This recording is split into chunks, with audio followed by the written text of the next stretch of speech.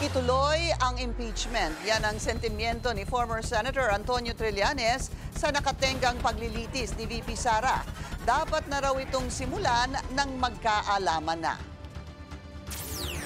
Hindi pa tiyak kung paano boboto ang mga senador kapag natuloy na ang impeachment trial ni VP Sara.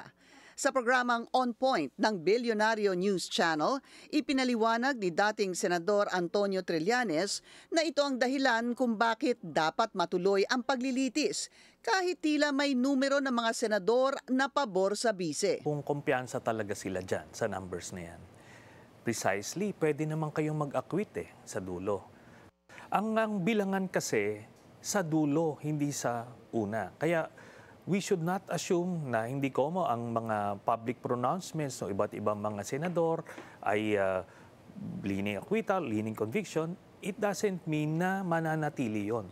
Posible rin daw kasing magbago ang pananaw pati ng publiko kapag gumulong na ang paglilitis at masiwalat ang mga ebidensyang hawak ng House Prosecution Panel. Ikinagulat din niya ang paglutang ng draft resolution para i-dismiss ang impeachment. Bagay na para sa kanya ay unconstitutional. Giit pa niya, alam mismo ni SP Cheese Escudero na mali ang ginagawa nito na pagde-delay sa pag-convene ng Senado bilang impeachment court. I think talagang naiipit siya rito kasi very tenuous yung hold niya sa Senate presidency.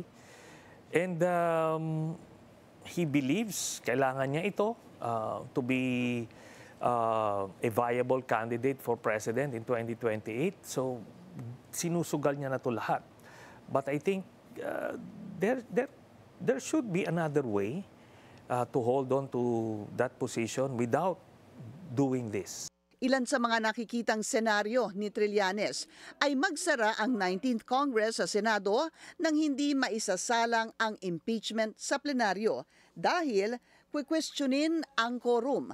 Gayon din ang posibilidad na may senador na mag-motion to adjourn ang Senado nang hindi tinatalakay ang impeachment. Pero nanindigan si Trillanes na maaaring tumawid sa 20th Congress ang impeachment ni VP Sara.